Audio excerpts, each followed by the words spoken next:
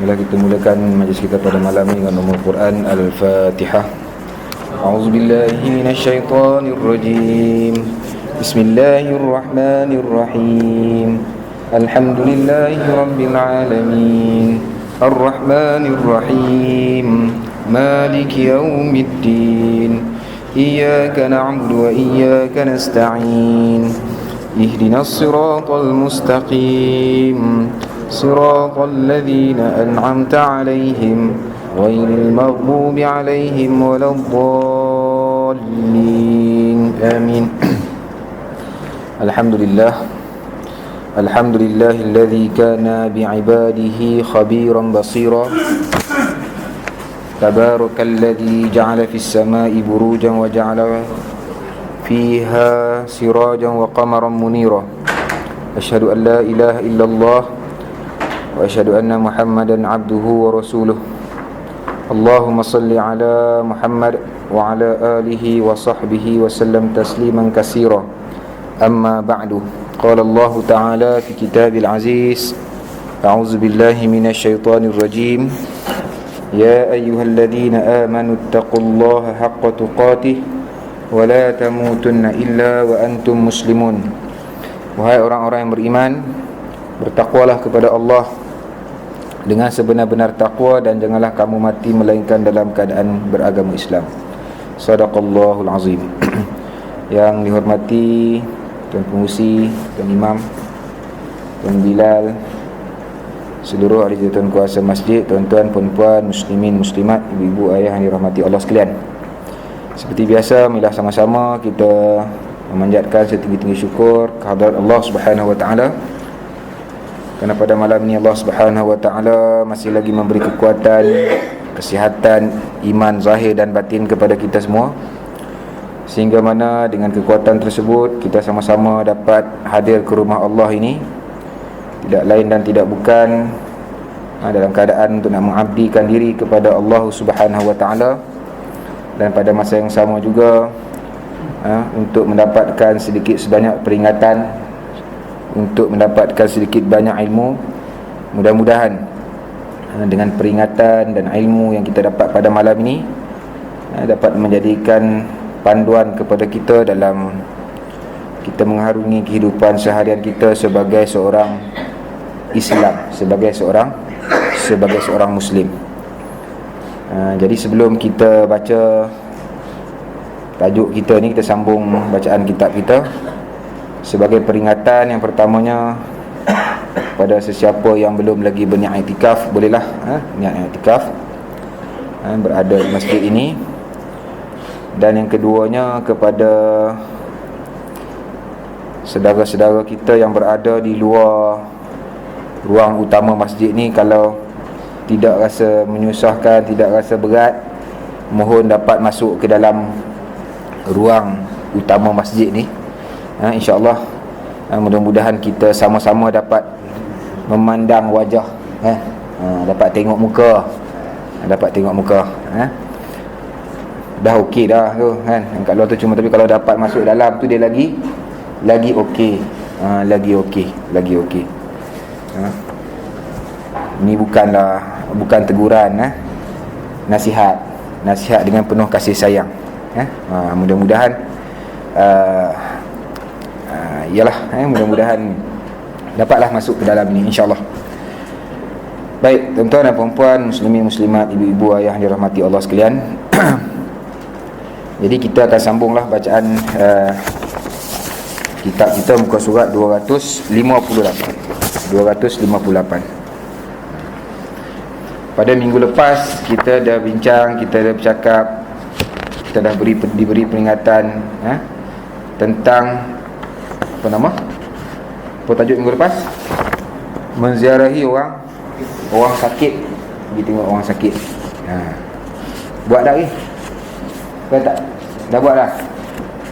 Ramai tu orang sakit tempat kita ni.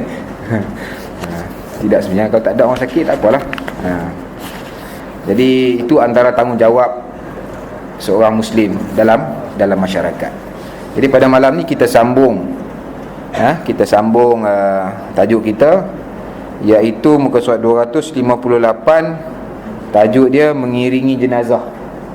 Yang kita lawat minggu lepas tu, kan, entah esok lusa, dia jadi jenazah. Jadi antara tanggungjawab seorang Muslim dalam masyarakat, apabila ada kematian, hendaklah dia ziarah. Kemudian tidak cukup sekadar itu, hendaklah dia mengiringi jenazah ke kubur. Itu juga tanggungjawab seorang Muslim, yang hari ini mungkin dalam kalangan masyarakat kita agak terlepas pandang. Ada sebahagian dalam masyarakat kita yang tak berapa ambil berat, pergi ziarah jenazah, kan, pergi ziarah mayat lah, kan, di rumah tu panggil mayat. Jenazah ni apabila dia ada di atas usungan tu disebut jenazah, kan. Tapi kita ni kulhum semua, kan, mati je semua jenazah, tak apalah, kita ramai kita pergi tengok mayat di rumah, kan, di hospital, tapi tak ramai yang hantar sampai ke kubur. Jadi malam ni tajuk dia itu je, nak peringat. Cuma kita baca-baca hadis ni sebagai penguat kepada dalil-dalil pentingnya kita mengiringi jenazah ke kubur. Benda ni mungkin kita dah biasa buat, kan, Tuan Imam, Tuan Bilal, kan. Kadang-kadang sampailah cemuih, ada cemuih tak? Cemuih je. Cemuih tu tak ada cemuih. Cemuih ni bosan lah. Orang Kedah kata cemuih lah, kan. Asyik aku je duk sedangkan. Tu cemuih. Bosan. Bosan. Tu ada Tuan Imam, Tuan Bilal tu memang ni lah, kan. Haji tu pegawai syarak, memang selalulah ni buat kerja ni. Baik. Kita baca. Muslim sebenar menghadiri kematian dan mengiringi jenazah ke kubur dalam masyarakatnya kerana mematuhi perintah Rasulullah sallallahu alaihi wasallam. Kan? Muslim yang sebenar, dia kata akan menghadiri kematian, pergi tengok orang meninggal, dan juga mengiringi jenazah ke kubur. Sebab patuh kepada perintah Rasulullah sallallahu alaihi wasallam. Apa kata Nabi SAW? Hak seorang Muslim ke atas Muslim yang lain itu ada 5. Ini kita dah baca ni minggu lepas ni. Yang pertama, menjawab salam. Yang kedua, menziarahi orang sakit. Yang ketiga, mengiringi jenazah.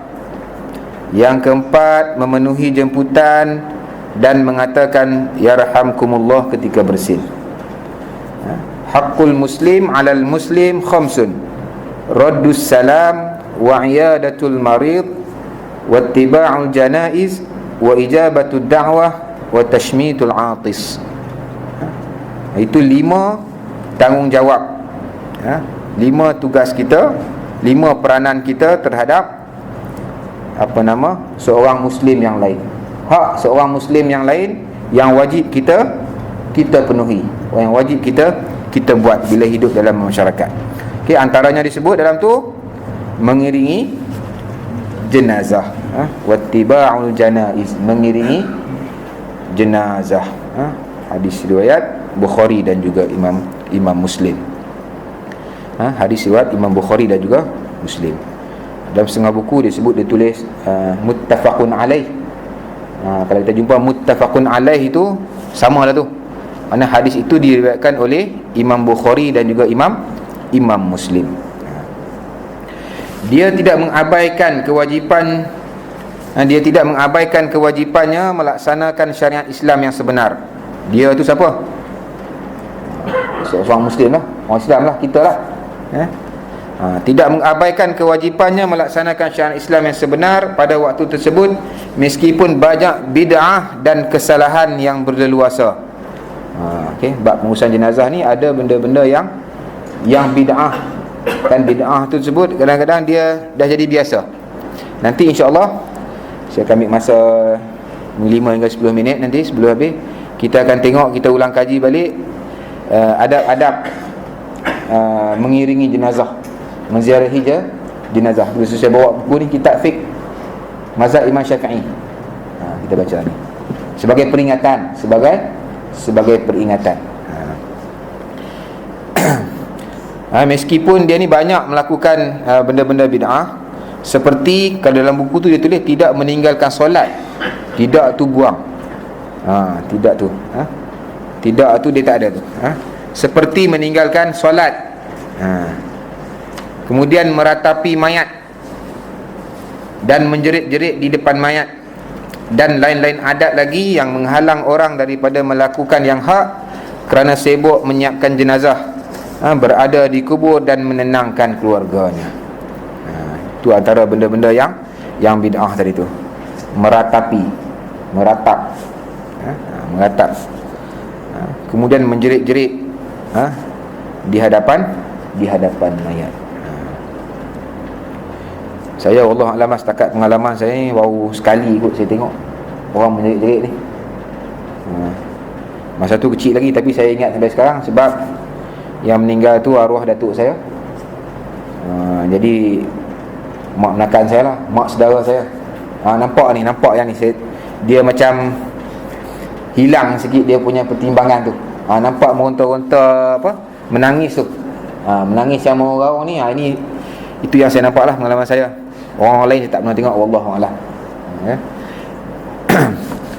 Jadi ada benda-benda macam tu sepatutnya tidak boleh berlaku.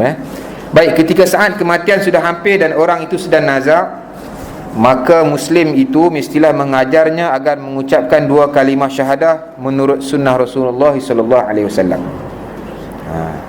Kita melawat orang sakit, pesakit itu, saudara kita itu mungkin dalam keadaan yang nazak, yang nazak. Apa Nabi ajar kita? Saya baca terjemahan dia dulu. Rasulullah SAW bersabda, yang bermaksud, ajarkanlah orang yang sedang nazak dengan kalimah la ilaha illallah. Ini semua kita sedia maklum ni. Kita sedia maklum kan. Dan ramai dalam kita pun yang dah biasa buat. Laqinu mautakum la ilaha illallah. Talqinkan, ajarkan, bagi dia faham. Dengan kalimah apa? La ilaha illallah. La ilaha illallah.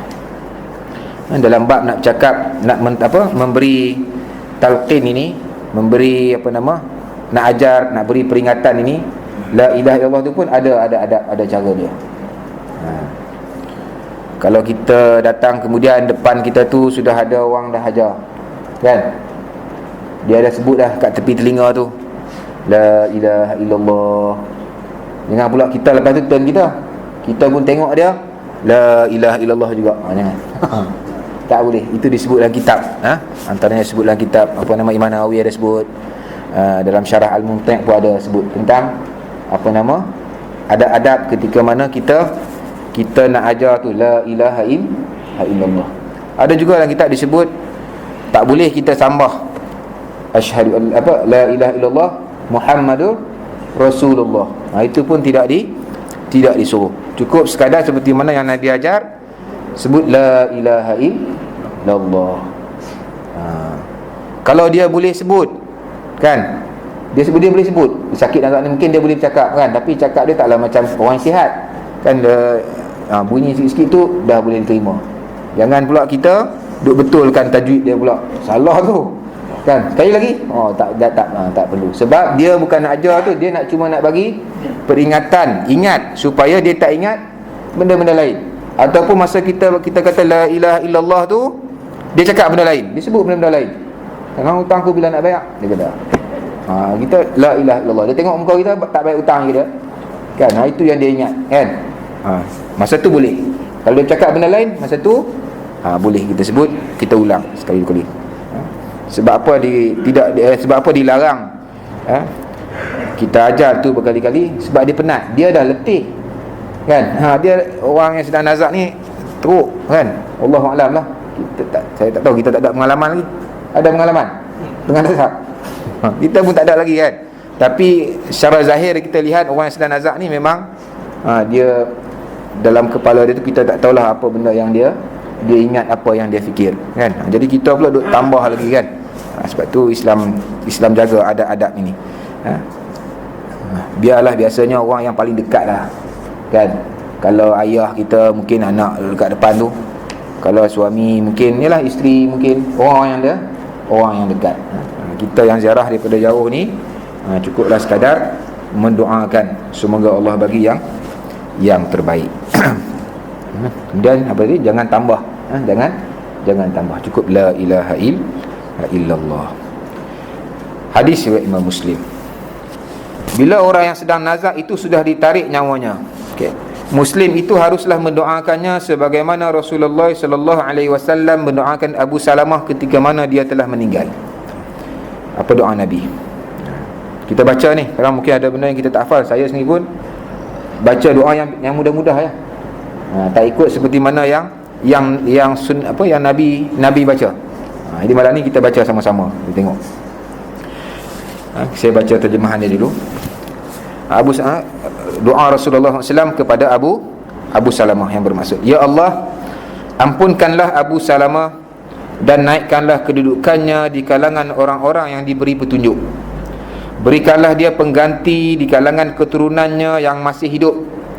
Ampunilah kami dan dia, wahai Tuhan sekalian alam. Luaskanlah kuburnya dan terangilah baginya. Itu doa Nabi kepada Abu Salamah. Kalau kita lihat dalam doa Nabi ini, dalam bahasa Arab, Allahumma ighfir li Abi Salamah warfa' darajatahu fil mahdiin wakhlufhu fi aqibih fil ghabirin waghfir lana wa lahu ya rabbal alamin wafsah lahu fi qabrihi wa nawwir lahu fihi. Itu doa dalam bahasa Arab. Kalau kita lihat dalam doa ini, Rasulullah SAW mendoakan kepada orang yang meninggal tu, antaranya yang pertama apa? Minta Allah Subhanahu Wa Taala ampunkan si mati. Itu yang pertama, minta ampunkan si mati. Jadi kalau kita pun tak ikut doa Nabi ni pun, seperti mana yang Nabi baca secara seperti disebut dalam hadis, cukup dalam bahasa mudah kita, ya Allah ya Tuhanku, ampunkanlah dia. Kan? Ampunkanlah dosa-dosa dia. Kemudian naikkanlah kedudukan darjatnya dalam kalangan orang-orang yang diberi petunjuk. Maknanya kita minta orang yang meninggal ni biarlah dibangkitkan bersama dengan orang-orang yang mendapat hidayah daripada Allah Subhanahu Wa Taala. Kemudian apa lagi? Luaskanlah kuburnya. Kemudian terangilah kuburnya. Itu antara benda-benda yang Nabi doa, perkara-perkara yang Nabi doa kepada orang yang meninggal. Contoh yang Nabi bagi kepada mendoakan kepada Abu Salamah. Hadis riwayat Imam Muslim. Kemudian Muslim itu memberitahu keluarga si mati apa-apa yang diketahuinya daripada hadis yang dapat menenangkan hati mereka. Maknanya tanggungjawab seorang Muslim bila ziarah kematian, cakaplah benda-benda yang ikut yang agama suruh. Tujuan dia apa? Nak menenangkan hati keluarga. Mungkin kita kata sabarlah, kan, dah sampai masa Allah itu lebih sayang kepada dia. Ikutlah apa-apa ayat-ayat yang boleh menenangkan hati waris, menenangkan hati waris. Lalu menerangkan tentang pahala dari Allah kerana bersabar atas ujiannya. Abu Hurairah radhiyallahu anhu meriwayatkan Rasulullah SAW bersabda, Allah berfirman, apabila aku ambil salah seorang yang dicintai oleh hamba-hambaku yang beriman di dunia ini, lalu dia bersabar dan tetap pendirian. Tetap pendirian itu maknanya mengharapkan pahala sabar, maka tidak ada pahala dariku selain daripada syurga. Beritahu beritahu kepada saudara kita, waris kepada si mati, sabarlah ketika mana Allah ambil orang yang kita sayang ni. Sebenarnya Allah nak uji, kan, ujian daripada Allah. Apabila kita sabar, Allah janji syurga kepada orang yang sabar ketika mana ditimpa ujian.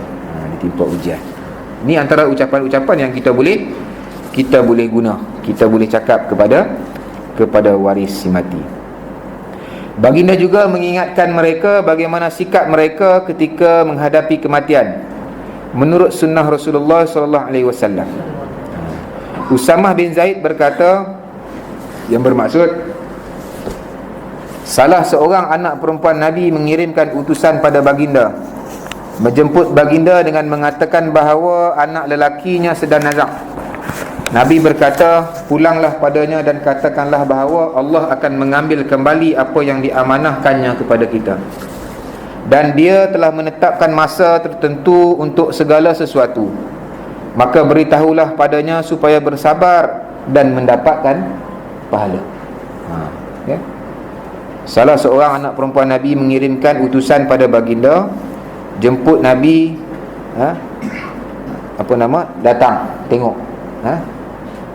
Kemudian Nabi kata apa?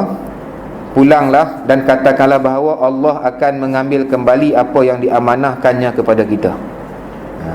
Itu poin yang penting juga kat situ, kan? Kita sayang macam mana pun, semua itu adalah milik Allah, amanah daripada Allah. Sampai masa Allah Subhanahu Wa Taala akan ambil balik amanah tersebut. Kita sayang macam mana pun kepada ahli keluarga kita, sampai masa Allah akan ambil balik. Allah akan ambil balik, sebab itu adalah amanah daripada Allah. Dan dia telah menetapkan masa tertentu untuk segala sesuatu.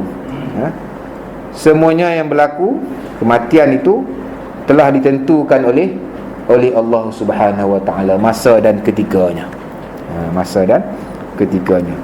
Sampai masa Allah nak cabut nyawa, maka terjadilah, matilah. Maka beritahu padanya supaya bersabar dan mendapatkan pahala. Kalau berlaku, sabar, dan insya-Allah Allah bagi pahala.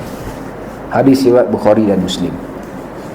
Perkara lain yang harus dilakukan oleh Muslim yang menghadapi situasi tersebut ialah menyatakan bahawa perbuatan meratap, menarik rambut, menangis dengan menjerit-jerit, mengoyakkan baju, menampar-nampar pipi itu adalah haram. Haram. Meraung, kan, menjerit dengan suara yang kuat lah, sampai koyak baju, kan. Ini contoh-contoh dia bagilah. Dia mesti menerangkannya kepada orang ramai, terutama kepada mereka yang masih jahil, bahawa semua perbuatan tersebut menjadikan orang yang sudah mati itu diseksa di dalam kuburnya, dan yang melakukannya pula berdosa besar, sebagaimana sabda Rasulullah sallallahu alaihi wasallam, al-mayyitu yu'azzibu fi qabrihi bima niha alaihi, wa fi riwayah ma niha alaihi. Orang yang sudah mati diseksa dalam kuburnya kerana ratapan orang yang masih hidup.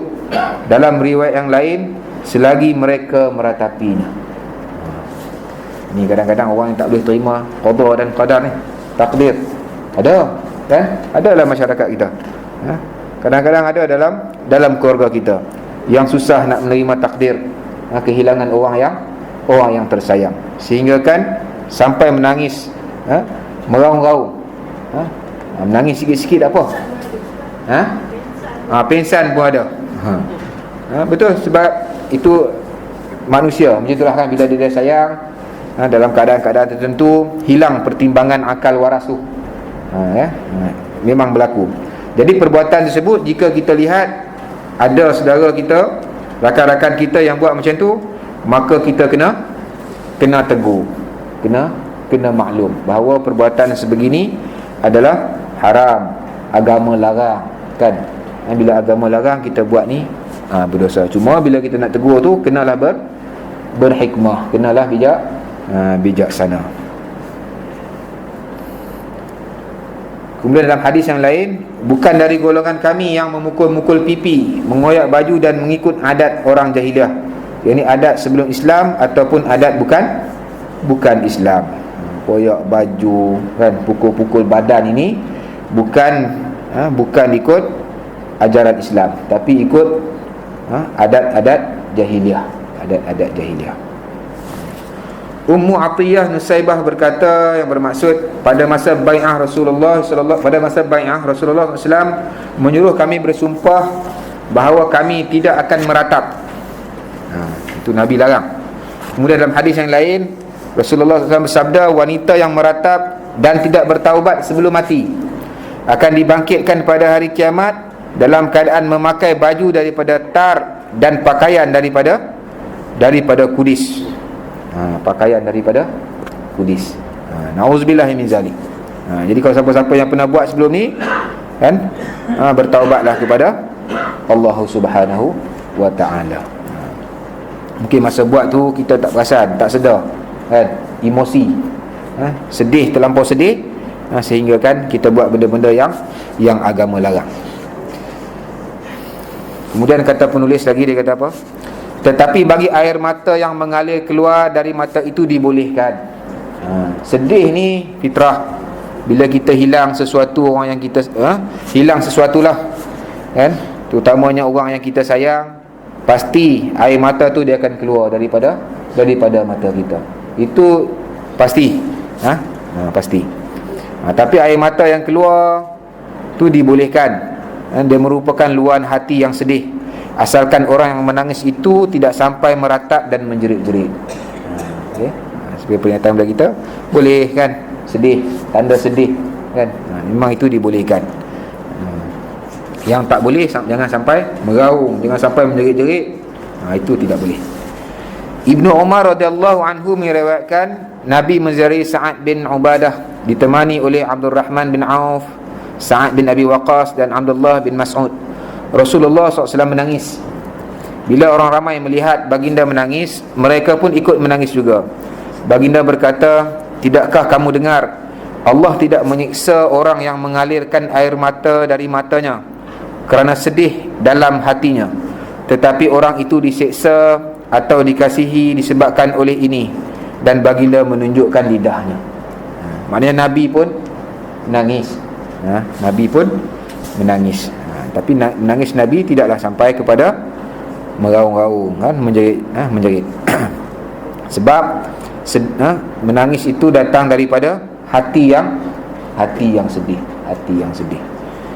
Jadi hati yang sedih ni pun sebenarnya susah juga. Kalau kita ini hati yang keras ni, susah juga nak menangis. Walaupun yang mungkin yang meninggal itu orang yang kita sayang, tapi sebabkan hati kita ni hati yang susah nak menangis. Ada orang macam tu, susah. Ada orang hati dia cukup mudah menangis kan. Tengok cerita Hindustan pun nangis. Nangis kan, tengok Kush Tahir kan. Saya pun tengok kak, kerana sedih kak. Sedih, tengok kak. Dulu-dulu kan. Tengok cerita apa? Tengok cerita Muhabbatin, cerita Hindustan kan. Sedih. Tapi ada orang hati dia keras kan, susah nak menangis. Tapi secara fitrahnya, kalau hati itu lembut, hati itu dekat dengan Allah SWT, hati itu tidak mati, dia lebih mudah untuk rasa sedih apabila hilang orang-orang yang kita sayang, orang yang kita sayang. Sebab tu kena jaga ni bab-bab hati ni kan. Biasanya hati ni yang mudah menangis ni, hati itu hati yang tenang, dia mudah rasa sejuk. Kalau hati yang tak tenang, dia agak susah sikit nak sedih. Kita boleh baca lah tentang hati ni. Hati yang tenang, dia lebih mudah menangis, dia lebih mudah tersentuh. Tapi hati yang tidak senang, hati yang penuh dengan gelisah, risau dan sebagainya, hati-hati ni dia agak susah sikit nak rasa sedih bila diuji. Sebab tu hati-hati yang tenang ni, hati-hati yang positif, hati-hati yang kurang dosanya, kurang titik-titik hitamnya. Sebab tu kalau saya ada dengar satu kuliah, dia kata apa, hati kita ni tak tenang sebab dua benda kan. Hati kita ni tak tenang sebab dua benda. Yang pertama, kita tak tahu tujuan hidup kita kan. Kita tak tahu tujuan hidup kita, hati kita tidak akan tenang sampai bila-bila. Tujuan hidup kita seperti mana yang Allah Subhanahu Wa Ta'ala tetapkan. Sebab kita ni diciptakan oleh Allah, jadi tujuan hidup kita juga kita kena ikut apa yang Allah sebut. Yang pertama, tujuan hidup kita adalah untuk beribadat kepada Allah Subhanahu Wa Ta'ala. Yang kedua, sebagai khalifah di muka bumi. Tujuan yang pertama untuk jadi baik, kan? Sebagai hamba Allah untuk jadi baik. Tujuan yang kedua untuk memberi kebaikan. Ini sebab utama. Kalau dua-dua perkara ni kita selesai, kita buat, kita faham, insya-Allah hati kita lebih tenang. Kalau dia tak selesai, kita tak tahu tujuan hidup kita, ibadat kita tunggang langgang, kehidupan bermasyarakat kita pun tunggang langgang, tanggungjawab kita sebagai khalifah juga tunggang langgang, dia akan pergi sebab yang berikut tu. Sebab yang kedua ni sebab sekunder, sebab yang mengiringi sebab yang pertama. Sebab yang kedua ni sebab yang kedua ni dia mengiringi sebab yang utama tadi. Sebab tu hidup kita ni kena tahu tujuan hidup. Bila kita tahu tujuan, hati kita semakin tenang, insya-Allah. Jadi hati yang tenang ini dia lebih mudah tersentuh. Jadi balik kepada bacaan kitab kita. Jadi Nabi SAW sendiri pun sedih di atas kematian. Anas radhiyallahu anhu berkata, Rasulullah SAW menziarahi anaknya Ibrahim yang sedang nazak. Air mata baginda jatuh berderai melihat keadaan anaknya itu. Abdurrahman bin Auf berkata, bahkan engkau ya Rasulullah. Baginda berkata, hai Ibnu Auf, inilah kasih sayang. Kasih sayang kepada apa? Anaknya. Kan anak Nabi ada berapa orang? Ada 4. Ada 7. Ada 7. Ada setengah kitab kata ada 8. 8 tu yang kata 7, yang nama ke-8 Taib tu dia kata sama. Apa orang yang sama? Kan? Apa nama? Qasim, Abdullah, Ibrahim, Fatimah. Lagi? Cepat. Kan ada nasyid tu. Qasim, Abdullah, Ibrahim, Fatimah, Zainab, Ruqayyah dan Ummi Kalsum. Ada 7. Yang hidup lama cuma Sayyidatina Fatimah. Ibrahim meninggal ketika usia 16 bulan. Ada yang kata 17 bulan, ada yang kata 18 bulan. Yang lain semua mati kecil. Yang hidup cuma yang hidup lama cuma Sayyidatina Fatimah, anak kepada Khadijah, di bawah Khadijah. Baik, balik tu boleh ni baliklah tentang anak cucu Nabi ni. Jadi Ibrahim, Rasulullah SAW menziarahi anaknya Ibrahim yang sedang nazak. Air mata baginda jatuh berderai melihat keadaan anaknya itu. Abdurrahman bin Auf berkata, bahkan engkau ya Rasulullah. Baginda berkata, hai Ibnu Auf, inilah kasih sayang. Kemudian baginda menangis lagi lalu berkata, mata ini mengalirkan air mata dan hati pula merasa sedih. Tetapi kami hanya dapat mengatakan apa yang diredai Tuhan kami. Dan sesungguhnya kami sangat sedih dengan pemanggilanmu wahai Ibrahim. Hadis riwayat Imam Bukhari dan juga Imam Muslim. Sedih Nabi. Baik. Kita baca sikit lagi.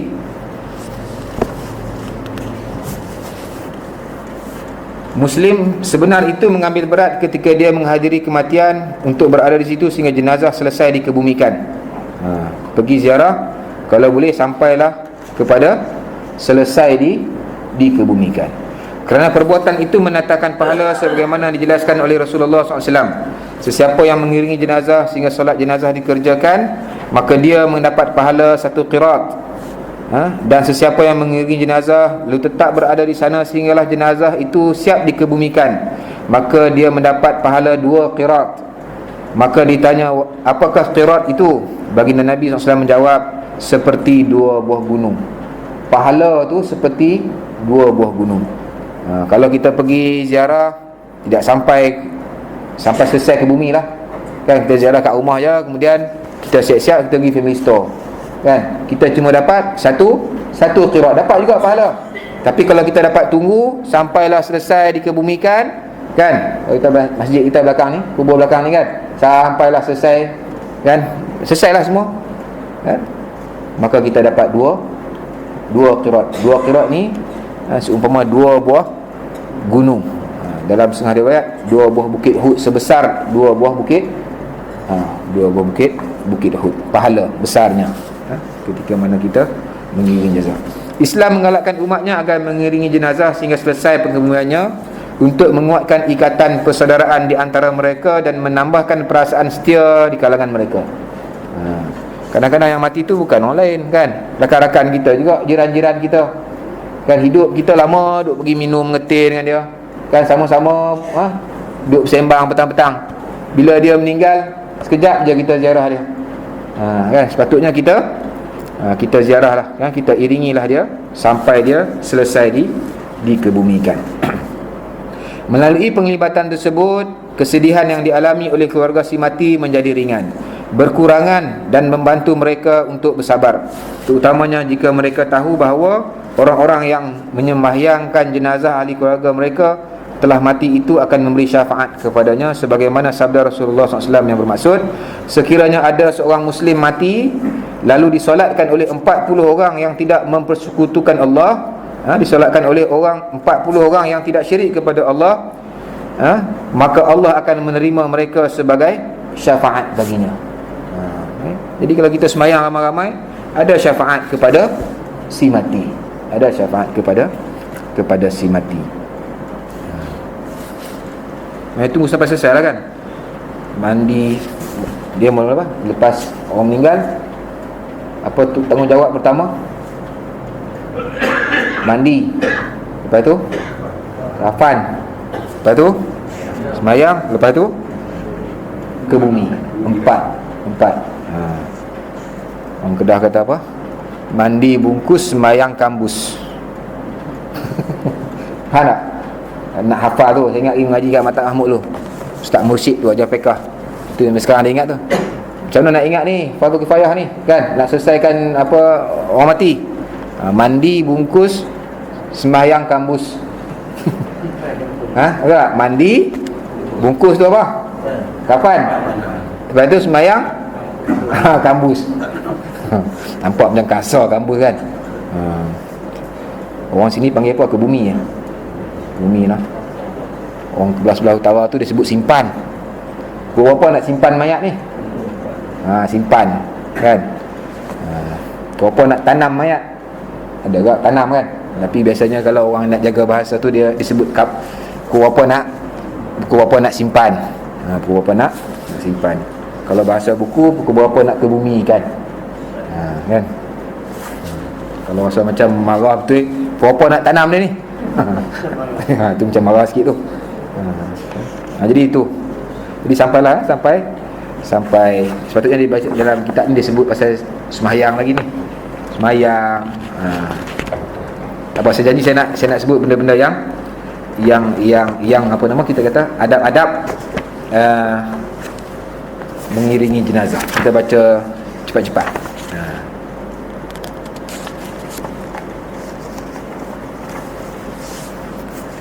Ini nipis ya. Ni jilid 1.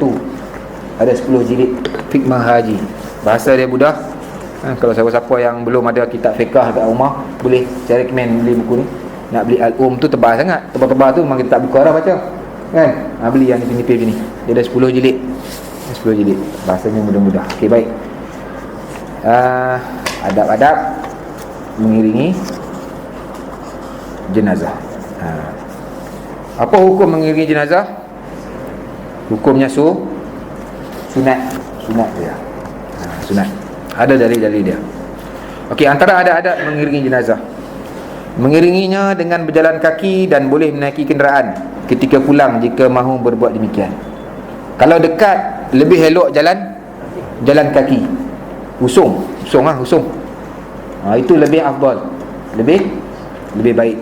Habis naik van boleh tak? Boleh. Tapi kalau dekat dia lebih afdal. Lebih afdal. Sebab tu orang dulu dia usung. Tak ada naik van-van ni. Dulu usung. Tak ada orang nak musung. Itulah. realiti masyarakat hari ni lah, realiti masyarakat ini. Tapi kalau dapat usung tu, kita dapat pahala lebih. Itu yang pertama. Yang kedua, haram memikul jenazah dalam keadaan sambil lewa atau keadaan yang boleh menyebabkan jatuh ke tanah.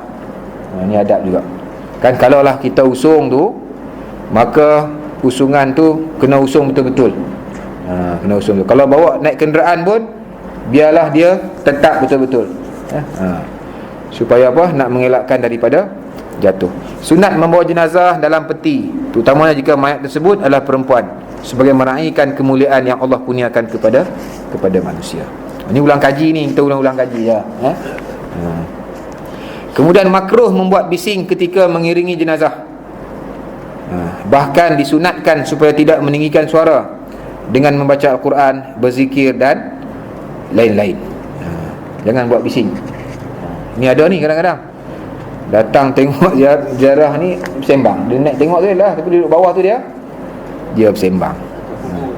Atas kubur pun bersembang, betul. Atas kubur pun bersembang. Jadi lepas ni jangan buatlah itu ya, kan, sebagai peringatan. Lepas ni jangan buat. Perbuatan tersebut adalah makruh. Sebab Nabi berkata, sabda Nabi SAW, la tutba'ul janazah bisautin wala narin. Jangan diiringi jenazah dengan bersuara yang kuat dan membawa api. Membawa api ni, kalau apa, saya rujuk juga kawan-kawan yang pakar bab fiqah ni, membawa api ni maksudnya membawa jamung tu. Dia ikut perangai apa? Orang Majusi bawa jamung tu, bawa api tu. Jadi kalau bawa lighter dalam poket tu tak sampai kan. Yang lebih afdal bagi orang yang mengiringi jenazah ialah berjalan di bahagian hadapan, berdekatan dengan jenazah. Yang lebih baik bagi orang yang nak mengiringi jenazah ni, dia berjalan di bahagian hadapan, berdekatan dengan jenazah, kerana mereka semua adalah pemberi syafaat kepada jenazah di sisi Allah Subhanahu Wa Taala. Oleh itu sesuailah mereka berada di hadapannya. Bawah tu ada hadis-hadis dia nak cerita. Maknanya kalau iringi jenazah, duduk di depan. Seorang Muslim tidak dilarang untuk mengiringi jenazah kaum kerabatnya yang kafir. Boleh. Kalau kita ada saudara kita, kan, mungkin kita baru Islam, ada adik-beradik kita yang masih lagi belum masuk Islam, kafir, dia mati, kita ni boleh pergi, bolehlah ikut. Boleh ikut. Sunat mengucapkan takziah kepada keluarga si mati dalam masa 3 hari daripada tarikh kematian. Sunat mengucapkan takziah kepada keluarga si mati dalam masa 3 hari daripada tarikh kematian. Berdasarkan kepada hadis riwayat Ibnu Majah, Nabi sallallahu alaihi wasallam bersabda, "Ma min muslimin yu'azzi akhahu bi musibatin illa kasahu Allah min hulalil karamati yaumal qiyamah." Tidaklah seorang Muslim itu mengucapkan takziah kepada saudaranya yang ditimpa musibah, melainkan Allah memakaikannya dengan pakaian-pakaian kemuliaan pada hari kiamat. Kita ucap takziah itu akan dapat pahala daripada Allah Subhanahu Wa Taala, mendapat kemuliaan daripada Allah Subhanahu Wa Taala. Makruh mengucapkan takziah selepas 3 hari, kecuali bagi orang yang musafir. Kita duduk sekampung kan, dalam tempoh 3 hari je. Jangan lebih. Jangan lebih. Sebab apa tak boleh lebih? Sebab bila kita sebut, kita ucap lagi, kesedihan tu dia akan ingat balik kan. Dia dah nak elok dah ni, dah boleh terima kenyataan. Bila kita sebut balik, kita ulang balik kan, sian ke arwah, dia ingat balik, sedih balik. Yang tadi baru nak makan, ada selera makan, dah hilang pula selera makan. Itu ditegah, makruh. Tapi kalau orang tu musafir kan, dia jauh lah, saudara jauh, tak sempat ziarah kan, baru dapat cuti 2 minggu 3 minggu selepas tu, balik tu boleh. Orang musafir dibenarkan. Itu ada adab. Kemudian antara lain bid'ah dalam menggunakan jenazah. Semua perkara yang menyalahi adab-adab mengiringi jenazah yang telah kita sebutkan adalah bid'ah yang seharusnya dijauhi, seperti mengiringi jenazah dalam keadaan menunggang, menaiki kenderaan ataupun mengangkat suara. Kemudian benda-benda bid'ah yang lain, membawa bunga-bungaan dan seumpamanya, bawa bunga pergi. Ini pun benda-benda yang bid'ah. Ini menurut mazhab Imam Syafi'i lah. Saya baca saja. Sebab dia, kita mengikut adat-adat orang kafir. Orang kafir. Bunga hidup, bunga jambang, bunga yang bulat ke, yang kita bawa macam itulah. Yang kita tak bawa lah mungkin, tapi ada kita tengok kadang dalam TV, dalam apa kan, ada dibuat itu. Benda-benda ni adalah bid'ah. Elakkan. Kubur-kubur yang digali dan dibuat lain daripada cara yang telah kita sebutkan dari segi ukuran dan luasnya, serta keutamaan membuat lahat, kemudian lubang syak, kubur-kubur yang kita buat binaan atas dia, itu pun bid'ah.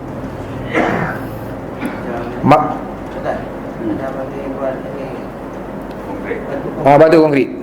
Okay. Makruh membina kubur, sama ada bahagian dalam atau luar, dengan setiap benda yang diproses menggunakan api, seperti simen, kapur dan seumpamanya. Kita buat tile kan. Tapi kalau kita susun tak mau bagi apa, tanah kah, itu lain. Hari ni memang kita buat dah cantik-cantik lah. Tak boleh. Ini kalau ikut kitab ni disebut kata, manakala hukumnya adalah haram jika kubur dibina menggunakan mamar dan seumpamanya, kerana amat berlawanan dan dengan tegahan Rasulullah SAW. Juga kerana terdapat pembaziran harta yang ditegah oleh syarak, serta terdapat sifat bermegah dan menunjuk yang amat dimurkai oleh agama Allah Subhanahu Wa Taala. Haram. Kemudian antara bid'ah yang lain, meninggikan kubur dan membuat binaan di atasnya adalah dihukumkan makruh tahrim. Makruh tahrim. Makruh yang dah dekat-dekat nak haram. Sebagaimana yang banyak dilakukan oleh orang ramai pada hari ini. Mengikut as-sunnah, kubur tidak ditinggikan daripada tanah lebih daripada sejengkal, kerana semua tersebut adalah dilarang. Okay. Boleh pada awal-awal tu, sebab biasanya bila hujan dia akan mendap. Okay. Tapi kalau dah memang dah tak mendap dah, kita saja naikkan lagi, maka ini juga adalah bid'ah. Adalah perbuatan yang bid'ah. Cukup lah. Kalau nak ikut ada lagi yang lain-lain tu lah, yang biasa berlaku dalam masyarakat. Lepas semayang contoh kan, belah Kedah tu, belah utara tu disebut tu, 4 kepak 3 ketul. Pandai tak? 4 kepak 3 ketul. 4 kepak ni mayat tu, Allah Akbar tu, 4 tu, 3 ketul tu RM3 dalam sampul. Kan? Itu 4 kepak kan, itu istilah kan, 4 kepak 3 ketul tu kan. Itu pun tidak juga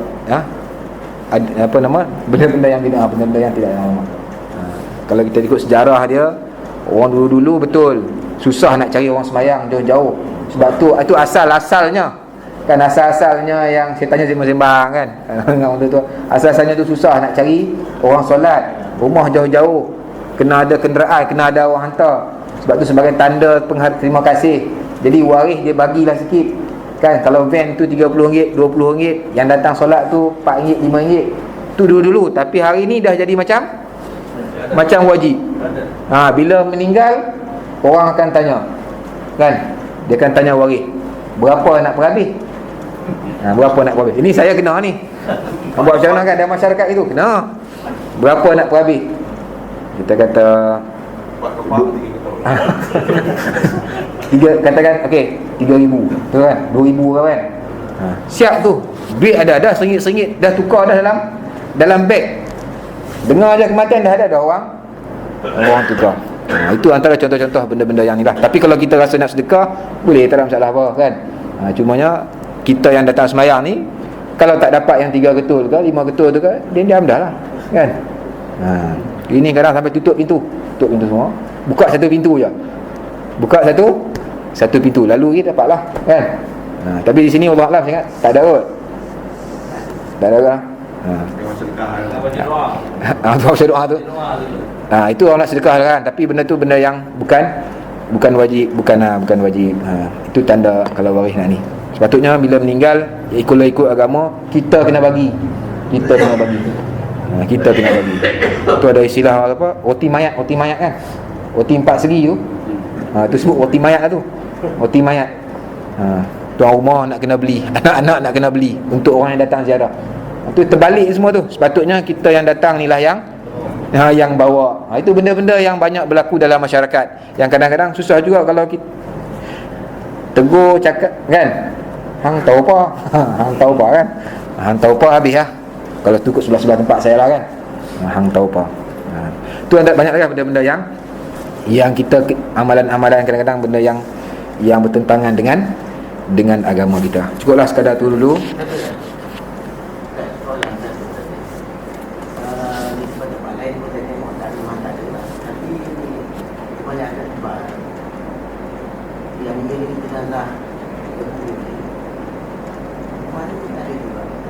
Perempuan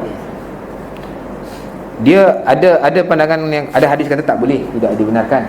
Tapi dalam riwayat lain ada juga dibenarkan dengan syarat. Nombor satu, dengan syarat dia memang confirm dia tak akan menangis, tak akan meraung, tak akan buat itu. Itu dibolehkan. Dibolehkan, memang dibenarkan. Tidak ada masalah. Ini dia bab furuk bila hadis Nabi sebut larang tu, adakah larang tu larang haram terus? Jadi ulama dia adalah pandangan. Tak kira keluarga lah. Tak kira keluarga boleh, tak ada masalah. Boleh tak ada. Boleh, tak ada masalah.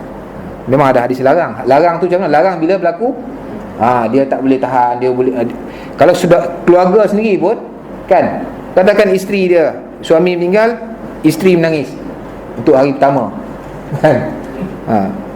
Dia kalau dia pergi kubur dia menangis, dia pun orang Nabi larang macam ni lah, orang yang tak boleh kawal emosi, tak boleh kawal perasaan ni. Sebab benda ni dalam kitab fiqh memang banyak dibincangkan. Tapi memang ada hadis Nabi yang memang Nabi larang. Memang Nabi larang. Larang Nabi tu tapi tidaklah sampai kepada haram. Jadi ulama dia bincang-bincang kan, kalau nak pergi kena bijak kawal emosi. Wallahu a'lam. Jadi cukup sekadar tu dulu. InsyaAllah kita akan sambung minggu depan. Tajuk dia membalas pertolongan yang diterima dan bersyukur dengannya. Ini masih tak banyak, sikit lagi. Sebelum raya habis kot. Sebelum raya boleh insyaAllah. Jadi insyaAllah sebagai kesimpulan pada malam ni, kalau selepas ni kalau kita jenis susah nak ikut kawan-kawan kita yang dah meninggal kan susah nak ikut, nak mengiring jenazah ke kubur, lepas ni kita buatlah, sebab ini merupakan tanggungjawab kita, hak seorang muslim, tanggungjawab kita untuk kita tunaikan dalam masyarakat. Baik yang baik itu datang daripada Allah SWT, segala kelemahan dan kekurangan itu datang daripada diri saya sendiri. Saya mohon ampun, maaf kalau salah dan silap. InsyaAllah kita jumpa pada minggu hadapan. Kita tangguh dengan tasbih kafarah dan surah Al-Asr. Subhanakallahumma bihamdika asyhadu an la ilaha illa anta astaghfiruka wa atubu ilaik. Bismillahirrahmanirrahim. Wal 'asri innal insana lafi khusr illa allazina amanu wa 'amilus solihat wa tawassaw bil haqq wa tawassaw bis sabr. A'udzu billahi minasyaitonir rajim. Bismillahirrahmanirrahim. Allahumma jam'ana hadza jam'an marhuma wa tafarruqana min ba'dihi tafarruqan mubaraka wa ma'suma. Allahumma arinal haqqa haqqan warzuqna ittiba'ah wa arinal batila batilan warzuqna ijtinabah.